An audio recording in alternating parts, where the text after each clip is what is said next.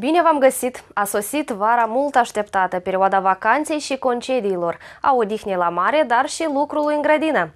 Pentru un bun început al celui mai cald sezon al anului, vă propunem să vizionați în ediția de astăzi. Principalii eroi ai zilei de 1 iunie au fost copiii. În întreaga Republică pentru ei au fost organizate concerte, expoziții și distracții pe placul fiecăruia. Despre păstrarea, dezvoltarea limbii materne și învățământul superior în limba moldovenească. Vă facem cunoștință cu Maria Popușoi, locuitoarea satului Caragaș, raionul Slobozia, care își încearcă penița literară.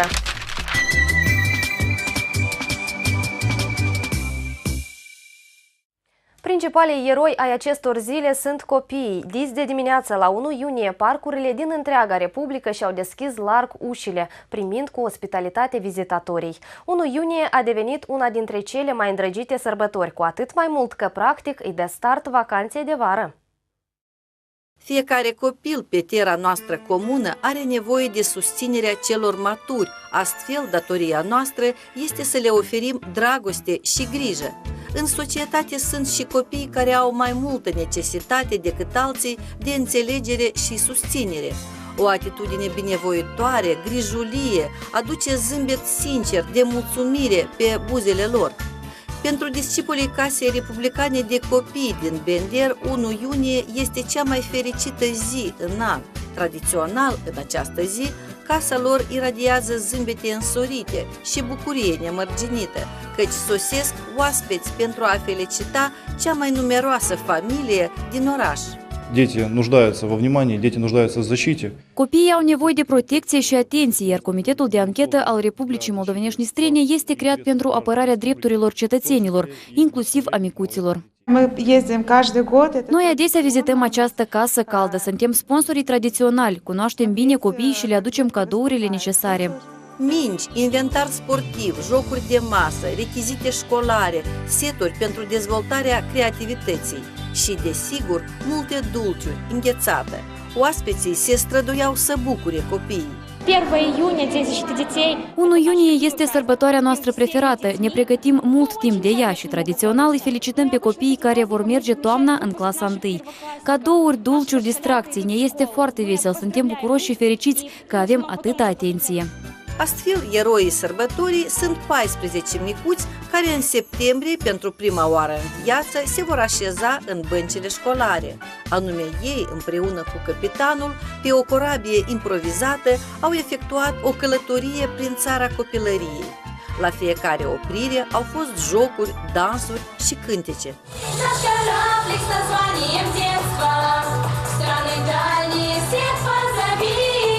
1 iunie este ziua când se realizează visurile, iar pentru acești micuți, visul principal este o familie proprie.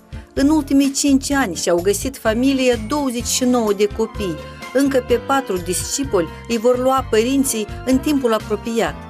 Sărbătoarea a continuat în parcurile și pe piețele orașului. Pe cheiul râului Nistru, în Parcul Octombrie, și-au plasat cercurile pedagogii și discipolii filialelor Palatului de Creație pentru Copii și Adolescenți. O expoziție a lucrărilor participanților la cercurile Mâini de Bace au putut admira cei sosiți în parc.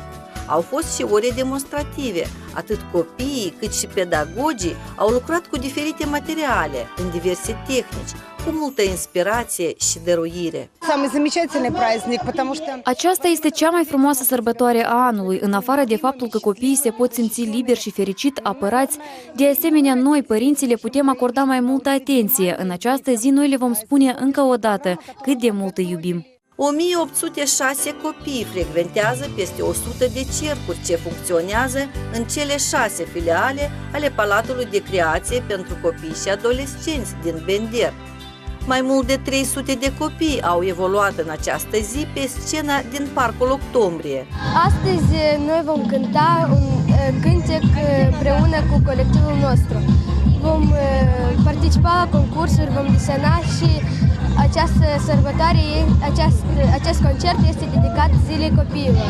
Felicit toți copiii de pe această planetă cu Ziua Copiilor și le doresc multă sănătate și fericire. Îmi place sărbătoarea aceasta pentru că tot e ziua mea și tot îmi place că cânt, tot diferite lucruri, facem, colorăm, concursuri, cântăm și așteptăm în fiecare an sărbătoarea aceasta. Felicit toți copiii cu această sărbătoare, doresc mult sănătate, să fie bucuroși întotdeauna. Timp de 7 ani activează ansamblul de dans Ghiocel la filiala Burevestnic a Palatului de Creație pentru Copii și Adolescenți.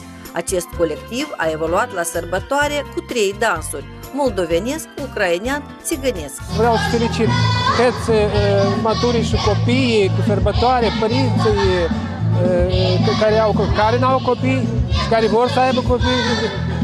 Doresc sănătate copiilor, fericire în viață. Felicit toți copiii cu Ziua Internațională a Copiilor. Doresc copiilor multă sănătate, fericire, să fie mereu cu zâmbetul pe față, să aducă multă fericire părinților, să fie cuminți, să învețe bine. În această zi, copiii au demonstrat ce au învățat pe parcursul anului și toți au fost nespus de bucuroși că participă la sărbătoarea copilăriei. Limba cu statut constituțional trebuie să funcționeze în Republică în egalitate cu celelalte două limbi de stat. Cu aceste cuvinte a început discursul său președintele Mișcării Obștești, Uniunea Moldovenilor din Nistrenia, Valerian Tulgara, în cadrul ședinței recente a noului prezidiu al Uniunii Moldovenilor cu administrația Universității de Stat Nistrenia. Care este viitorul limbii noastre materne și ce va fi întreprins pentru păstrarea și dezvoltarea acesteia? Răspunsul la întrebare l-am găsit noi. Numai în comun cu Universitatea de Stat Nistreană, cu autoritățile vor fi editate cărți și manuale în limba moldovenească. Vor fi realizate activități de dezvoltare a limbii și culturii moldovenești. Despre aceasta s-a vorbit în cadrul Congresului 7 al Uniunii Moldovenilor, unde Mișcarea Obștească a pregătit o adresare către Prezidentul Republicii, în care se cere elaborarea unui program de dezvoltare a limbii moldovenești pentru următorii 10 ani. Fiecare măsură care este petrecută în țara noastră, din numele Uniunii Moldovenilor, scopul cel mai principal ca noi să facem tot ca să ne păstrăm limba, să ne păstrăm cultura, să ne păstrăm tradițiile, obiceiurilor. Pentru aceasta, susține vicepreședintele Uniunii Moldovenilor Galina Gurski, este nevoie de a crea o comisie specială de stat. În cel mai scurt timp avem nevoie de o comisie de stat pentru distribuirea tuturor funcțiunilor de a dezvolta limba noastră în Nistrenia. Problema dezvoltării limbii moldovenești în Republică se referă nu doar la Uniunea Moldovenilor, la Universitatea de Stat, ci și organele puterii de stat, care ar trebui să asigure ajutorul necesar în susținerea acestei dezvoltări. În primul rând, un astfel de organ este Ministerul Educației, care mai activ ar trebui să se implice în toate procesele de activitate și dezvoltare a limbii moldovenești. Fiecare cetățean al Republicii Moldovenești Nistrene, susține șefa Catedrei de Filologie moldovenească Elena Oprea, are câteva misiuni: de a-și vorbi și a-și iubi graiul matern, de a fi un cetățean cinstit și onest în fața strămoșilor săi și în fața generațiilor viitoare. Universitatea de Stat Nistreană își realizează ca și dintotdeauna sarcina principală de a produce învățători calificați care, plecând în teritoriu în școlile naționale, își vor îndeplini sarcina cu misiune. Vor fi acei purtători atât de cuvânt, de idei frumoase, cât și a națiunii, a poporului moldovenesc. Statul acum a alocat bani pentru a deschide un complex. Pe lângă Liceul Republican va funcționa o grădiniță cu grupe în limba moldovenească. Sunt părinți și copii din familii ruse care în continuare vor să-și aducă copiii la grădinița moldovenească, că limba rusă o cunosc de acasă, iar limba moldovenească vor învăța în continuare prin intermediul instruirii și educației. Viitoarea ședință a Prezidiului Uniunii Moldovenilor, deja cu participarea serviciilor de informare în masă și cu directorii de școli, potrivit organizatorilor, va avea loc curând în oficiul ziarului Adevărul Nistrean. La 3 iunie 1789, Alex Mackenzie, care a pornit într-o călătorie dinspre lacul Athabasca spre gura de vărsare a râului Sclavilor, a descoperit un râu care ulterior a fost numit în numele acestuia. Speranța de a găsi o cale spre Oceanul Pacific a fost spulberată când, după ce traversează Great Slave Lake, apele fluviului ce se formau din acest lac cotesc spre nord, vărsându-se în Oceanul Arctic. Fluviul a primit numele acestui temerar ca o recunoștință a efortului și a îndrăznelii de a pătrunde într-un astfel de ținut inospitalier. Fluviul Mackenzie decernează o parte a teritoriului polar canadian și este unic prin peisajele sale de o rară frumusețe. Vara, apele fluviului, scăpate din strânsoarea gheții, se prăvălesc spre vărsare, purtând nave și barge, embarcațiuni turistice, precum și numeroase canoe construite din coajă de copac. În țară sunt mulți copii talentați care își încearcă penița. Creațiile tinerilor nistreni au fost editate în mai multe ziare și reviste literare. Astăzi vă facem cunoștință cu Maria Popușoi, locuitoarea satului Caragaș, raionul Slobozia, care a obținut deja unele succese la concursurile poetice.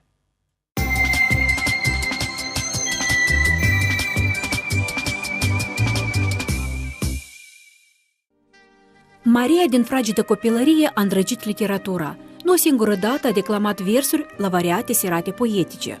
În ultimii 5 ani este cu adevărat fidelă poeziei. Ideile și meditațiile, vreamătul inimii acestei domnișoare sunt reflectate în lucrările ei. Când eram mică, mie foarte tare îmi plăcea de Mihai Eminescu. Eu credeam că dacă voi deveni mare, tot vreau să devin așa o scriitoare, așa ca el, să scriu așa poezii. În clasele de acum, în clasele 5-a, 6-a, am început să scriu poezii despre mamă, despre patrie, despre satul meu natal. Îmi plăcea să scriu și compuneri. La școală întotdeauna scriam compuneri și mă rugau chiar și colegii de clasă și lor să le ajut. Mai apoi mie foarte tare mi-a ajutat bunica. Eu scriam poezii, dar nu știam unde să le duc. Vreau cineva să le vadă pe ele, dar așa nu știam ce să fac. Bunica Maria este acea ființă care o susține în toate. Aflând că nepoțica face primele încercări în literatură, a hotărât să o ajute la editarea primilor versuri. Tema dragostei față de patrie, sat natal și ostașii eliberatori îi este foarte aproape sufletului. Lângă măvilă sta cu flori bunicul, spunând niște cuvinte încetişor. El și-a pus lângă copac cârligul și s-a plecat să pună niște flori. Punându-se în genunchi sărmanul, el a început încetişor a lacrima. Mai bine ucidea dușmanul pe mine, numai nu pe ea. Cuvântul literar îi înalță sufletul și inima spre aspirații frumoase și astăzi tânăra, în versurile sale, scrie despre natură, dragostea față de părinți, prima dragoste. Pot mamei să arăt tăticului, ei tot întotdeauna mă ascultă poeziile, mă îndreaptă greșelile. Și lui Grigore Luchici, vizitiu Grigore Luchici este învățătorul meu de limbă moldovenească și literatură. Tot i-am citit și lui tot i-a plăcut poeziile mele. Încălzim speranța în suflet că acest bun început se va transforma într-o adevărată creație. Pentru Maria Popușoi, astăzi se deschid noi posibilități de a-și realiza gândurile. Noi dorim Mariei mai multă ardoare și succes în viitor. Pentru acest sezon, designerii ne-au pregătit ochelari de soare extrem de stilați. Se vor purta atât modele clasice, cât și forme non-convenționale. Însă, înainte de a o procura o pereche, trebuie să știți cum să faceți alegerea corectă. O tendință cheie care completează ținutele moderne sunt ochelarii de soare de culori atractive, cum ar fi verdele smarald, roșu, nuanțele în degradări sau culorile contrastante. Imprimeurile de animale, dungile sau modelele care imită carapacea unei broaște țestoase vor fi printre vedetele anului. Se poartă ochelari supradimensionați de forme geometrice neobișnuite, dar rămân în vogă cei de formă de pisică și de aviator. Овальному типу лица подходят практически любые оправы. Persoanelor cu forma ovală a feței li se potrivesc aproape toate modelele de ochelari. Pentru forme înguste alegeți ochelari micuți sau forme rotunde. Pentru față pătrată, modelele dreptunghiulare. Se poartă ochelarii rotunzi cu rama metalică, fie că sunt mici, medii sau mari. Dar trebuie să știți că ei nu se potrivesc oricărei forme a feței. Însă, în primul rând, trebuie să aveți grijă ca lentilele să fie calitative, fără defecte. Линзы bывают разные, bывает стекло, bывает полимер. Sunt diverse lentile de sticlă și de polimer. Se știe că sticla este cea mai bună pentru ochi, însă sunt lentile de polimer foarte calitative. Sunt ochelari de soare destul de scumpi, însă cu lentile din polimer. Când procurați ochelari de soare, aveți grijă ca aceștia să apere ochii de razele ultraviolete, să nu aibă defecte. La modă sunt și ochelarii cu ramele decorate, fie că sunt încrustați cu aplicații metalice din plastic sau pur și simplu desene. În sezonul estival 2013 vor fi în mare căutare și ochelarii cu lentile oglindă. Sunt și modele foarte costisitoare. Iată prin ce se deosebesc ele. Sunt asemenea modele Lanvin, Chapard, care sunt înfrumusețate cu piele de piton sau altele confecționate din aur și perle. Țineți minte că primordial în alegerea ochelarilor de soare este ca ei să fie benefici pentru sănătatea noastră, fiindcă sănătatea e mai scumpă decât toate. Calendarul popular spune că în săptămâna aceasta e timpul potrivit pentru semănarea inului și că mâine vor înflori toate florile de primăvară. Dacă ați observat apariția a mai multor tăuni, atunci veți avea o bună roadă de castraveți, care acum trebuie semănați pentru ultima dată în anul acesta. Să vedem deci dacă timpul vă va fi tovarăș în lucrul planificat pentru următoarele zile.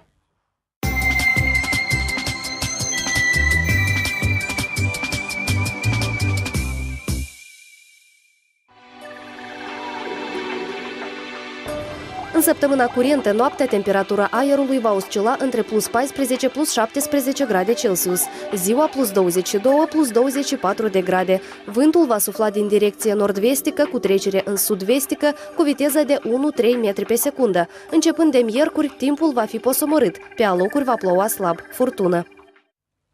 Atât pentru această ediție. Emisiunea următoare o vom viziona la 10 iunie. Știri cât mai plăcute și o săptămână bună în continuare vă urează întreg colectivul redacției și eu, Elena Baeș. La revedere!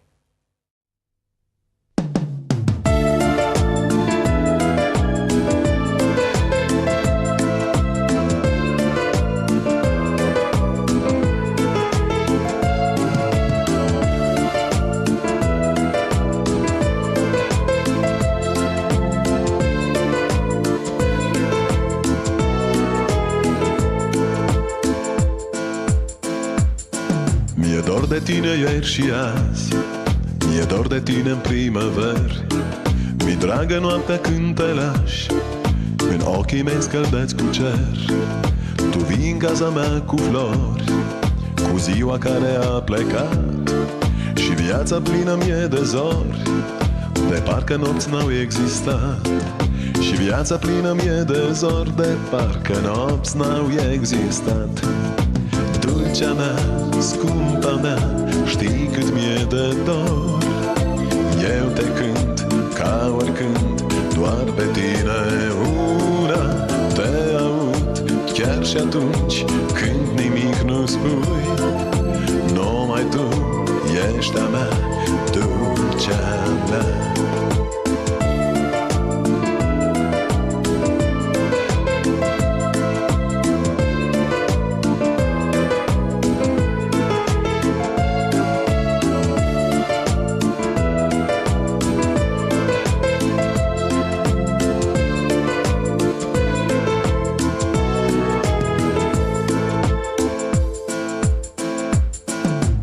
Ochii tăi de-n gura ta, să le zidesc în trupul meu, să văd ce-ar spune, ce-ar vedea iubirea ta cu chipul meu.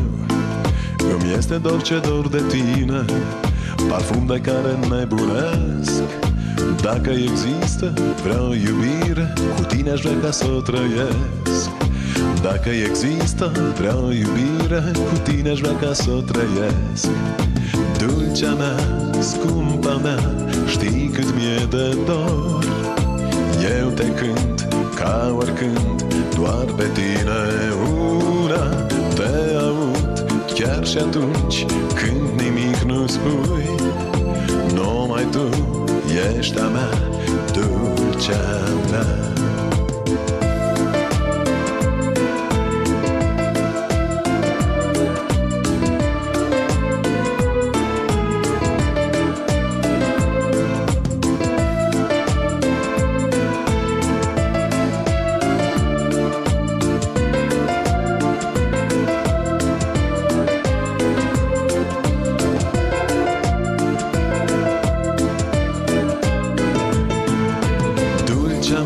Scumpa mea, știi cât mi-e de dor. Ești a mea, doar așa cum e numai luna. Te aștept, nu-i secret, ca de sărbători. Tu ești doar steaua mea unica. Dulcea mea, draga mea, floarea mărului. Eu te cânt ca oricând, doar pe tine una. Te aud chiar și atunci când nimic nu spui. Numai tu ești a mea, dulcea mea. Numai tu ești a mea, dulcea mea.